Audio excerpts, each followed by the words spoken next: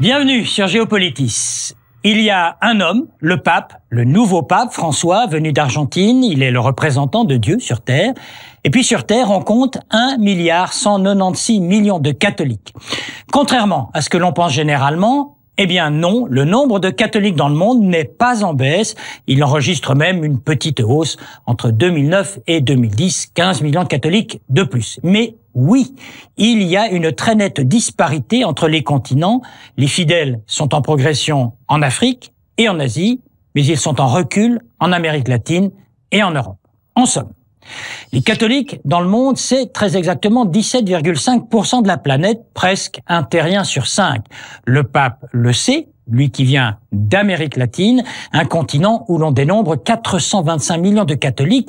Le pape qui vient aussi d'Argentine, où 77% de la population est catholique. Cela dit, l'actualité, et le Vatican en est bien conscient, l'actualité, c'est la montée fulgurante des évangéliques dans 3 continents, l'Amérique latine, l'Afrique et l'Asie, et ce, depuis le début des années 80. Géopolitis jette un œil sur l'Église catholique, telle que le pape François va devoir à présent la diriger. Afin de mieux la situer dans le monde, cette Église catholique, il convient de regarder les statistiques de base. Sur notre bonne vieille terre, nous sommes 7 milliards d'êtres humains. Les chrétiens, attention, pas seulement les catholiques, les chrétiens au total, toutes tendances confondues, c'est 2,2 milliards de fidèles, soit un tiers de la population mondiale. La chrétienté, arithmétiquement parlant, est donc le premier groupe religieux du monde. Et on l'a dit, sur ces 2,2 milliards de chrétiens, on compte 1,196 milliard de catholiques, en gros un petit peu plus de la moitié, presque 54%. Par ailleurs, toujours au sein de la chrétienté, on dénombre 37% de protestants et 12% d'orthodoxes.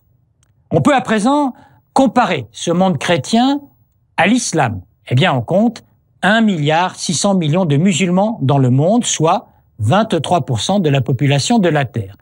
Pour être tout à fait complet, retenons que la suite de la composition religieuse du monde s'établit ainsi: 1 milliard d'hindous, soit 15% de la population du monde, 500 millions de bouddhistes et 14 millions d'hommes, de femmes et d'enfants de confession juive. Enfin, précisons que selon une étude récente, c'est important, 8 personnes sur 10 dans le monde se disent affiliées à un groupe religieux, quel qu'il soit. À signaler que dans toutes ses premières déclarations, le pape François a prôné le respect de toutes les religions dans le monde, tout en tendant la main aussi aux non-croyants. Et d'ailleurs, le pape a aussi évoqué la question de l'islam. Per questo è importante intensificare il dialogo fra le varie religioni.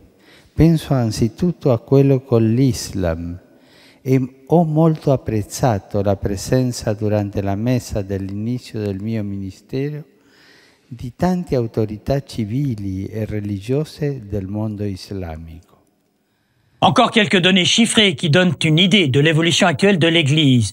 Le Nigeria compte 2 fois plus de protestants que l'Allemagne, pays de la Réforme, et le Brésil compte 2 fois plus de catholiques que l'Italie, où se trouve le Vatican. Autre motif d'inquiétude, cette fois pour le Vatican, on parlait il y a un instant de la montée des églises évangéliques ou pentecôtistes. Eh bien, si cette expansion se poursuit au rythme actuel, le catholicisme pourrait tout simplement disparaître, par exemple du Brésil ou du Guatemala, dans un délai de 30 ans. On le voit, le pape François se trouve désormais face à des défis immenses. L'Amérique latine demeure le premier continent catholique. Outre l'Argentine du pape François, on cite le plus souvent le cas du Brésil, le plus grand pays catholique du monde, avec 123 millions de catholiques sur une population de 191 millions d'habitants. Mais attention, sur ce continent, la présence catholique est légèrement en baisse. Ce continent est de plus en plus sollicité par les évangélistes. Pour reprendre le cas du Brésil, ici pendant la visite de Benoît XVI, on enregistre une baisse de 10 points en 10 ans, les catholiques passant de 75 à 65% de la population, alors que les évangélistes pentecôtistes, qui représentaient 15% de la population en l'an 2000, en comptent aujourd'hui 22%. On considère qu'en 40 ans, un Brésilien sur 4 a cessé d'être catholique. C'est la nouvelle terre chrétienne c'est le continent qui connaît la plus forte croissance du nombre de catholiques, 181 millions d'âmes, soit 21% de la population du continent. Il y a 100 ans, on comptait un petit million de catholiques en Afrique. Le continent offre pour autant des visages très contrastés de la religion. Certains pays sont à forte densité chrétienne, par exemple le Congo, la RDC, avec 31 millions de catholiques, presque la moitié de la population, face à des pays à forte majorité musulmane comme le Nigeria, où les 20 millions de catholiques ne représentent que 12% de la nation. À signaler que c'est en Afrique que le nombre de prêtres et de séminaristes augmente le plus significativement. On dit de ce continent que c'est la terre d'avenir du catholicisme. Le nombre de catholiques est en progression, on en compte 132 millions. C'est une minorité, certes, puisqu'elle ne représente que 3% de l'ensemble des Asiatiques. Mais il est un fait qu'il s'agit là d'un foyer de l'Église parmi les plus dynamiques. C'est d'ailleurs là-bas que le nombre de prêtres connaît la plus forte croissance dans le monde, davantage même encore qu'en Afrique. Il y a en Asie une grande exception.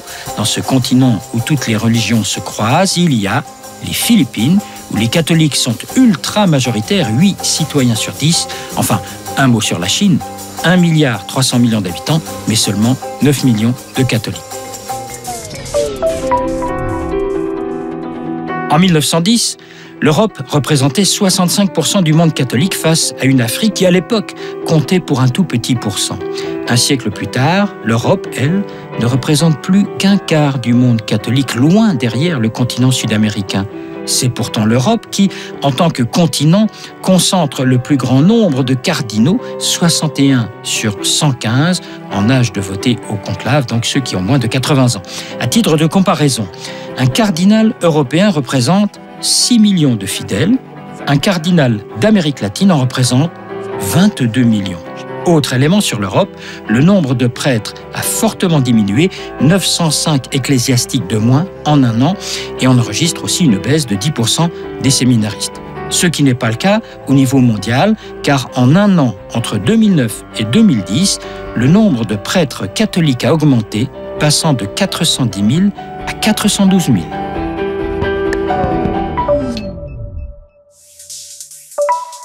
L'invité de Géopolitis, André Colli, journaliste d'information religieuse. Vous étiez au Vatican pour la RTS. Première question, avec ce pape qui vient d'Amérique latine, il va mettre l'accent sur ce continent qui reste quand même le premier continent par l'importance des fidèles. J'ai d'abord l'impression que le pape François est en train d'observer qu'est-ce qui se passe.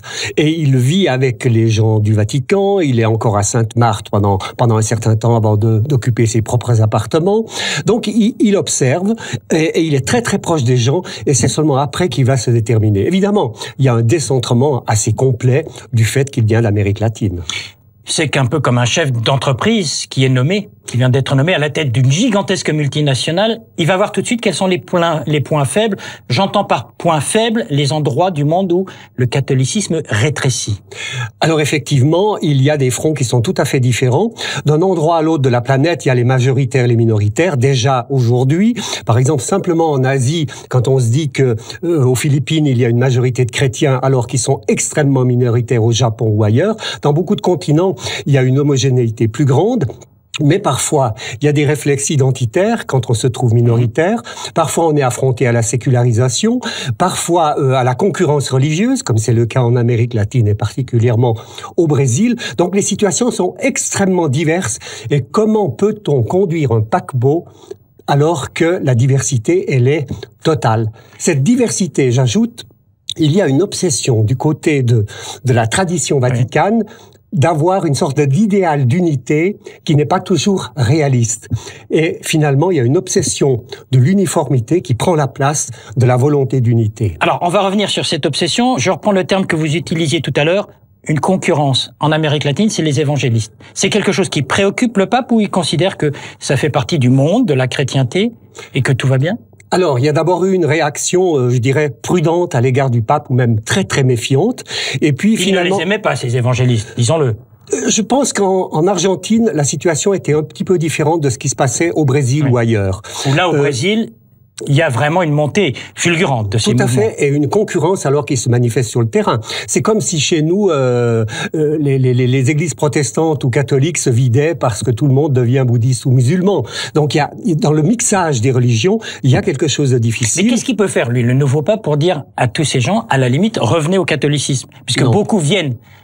Non, certainement, c'est pas sa perspective. C'est pas ce qu'il va dire. Sa perspective, c'est d'abord le dialogue. On se rencontre, on s'estime, et c'est bien ce qu'il a fait à l'égard, par exemple, des Juifs avec lesquels il a travaillé en Argentine, ou à l'égard des musulmans aussi. Qu'est-ce que fait ce nouveau pape qui vient du bout du monde, comme il a dit, face à une Europe qui, quelque part, se délite un peu au niveau des fidèles et au niveau du clergé?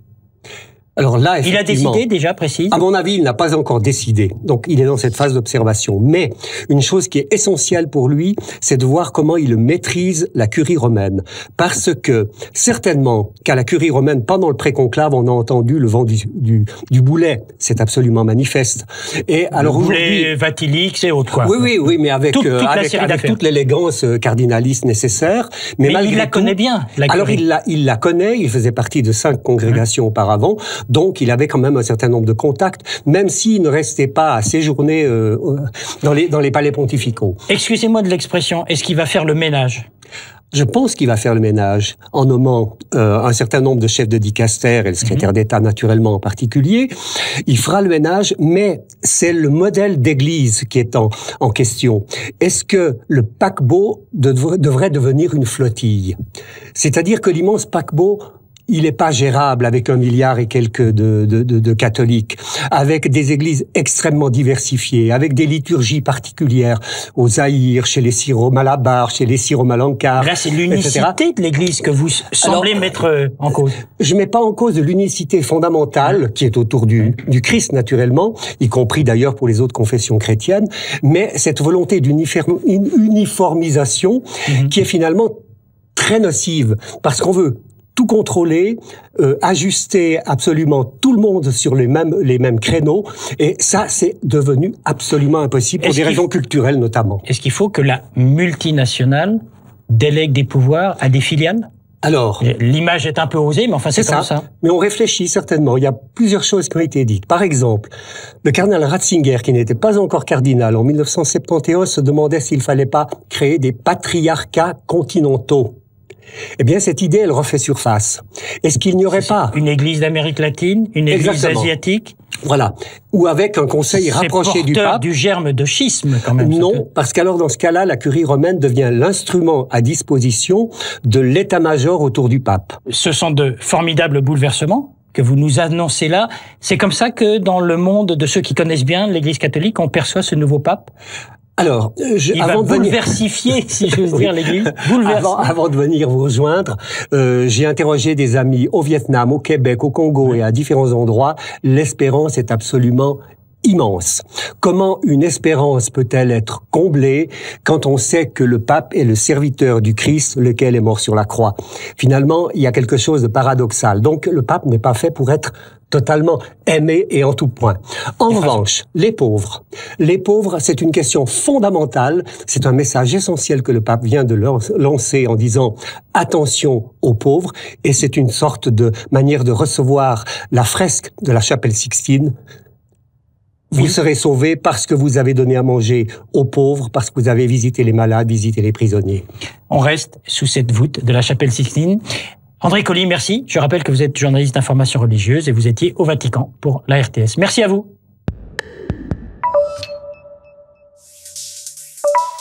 C'est la religion qui est la plus persécutée dans le monde. Les chrétiens sont les croyants les plus stigmatisés, malmenés, voire assassinés. Cette affirmation provient de l'association d'obédience protestante Portes Ouvertes qui, tous les ans, depuis 1997, établit un index mondial de la persécution. 6 critères composent cet index hors du commun. Les persécutions subies à l'échelle personnelle, familiale, sociale, constitutionnelle, ecclésiale ou, dernier critère, sous forme de violence physique. L'ONG en question s'appuie sur les études d'un millier de collaborateurs regroupés en 21 bureaux dans le monde et décrit 2 tendances actuelles. La persécution des chrétiens s'aggrave dans 8 pays à majorité musulmane et elle est le fait de la montée en puissance de l'islamisme radical, notamment dans les pays d'Afrique subsaharienne. Deuxième tendance notable, les persécutions de chrétiens diminuent dans les derniers pays communistes, sauf en Corée du Nord, où la seule possession d'une Bible suffit pour être envoyé dans un camp de travail. Enfin, l'actualité nous le démontre, l'exil est aussi un mode de persécution. La moitié des 800 000 chrétiens d'Irak a dû se réfugier à l'étranger. Les chrétiens de Syrie risquent fort de connaître le même sort. Et sur la page web de Géopolitis, préparée par David Nicole, vos questions sur le monde catholique à notre invité, André Colli, ceux qui circulent sur la toile à propos du nouveau pape, les données statistiques sur le catholicisme et les autres religions, vue du passé ou l'Église en tant qu'actrice de plusieurs processus politiques, les sites internet pour en savoir plus, les possibilités de podcaster cette émission, et vous êtes toujours les bienvenus sur Géopolitis.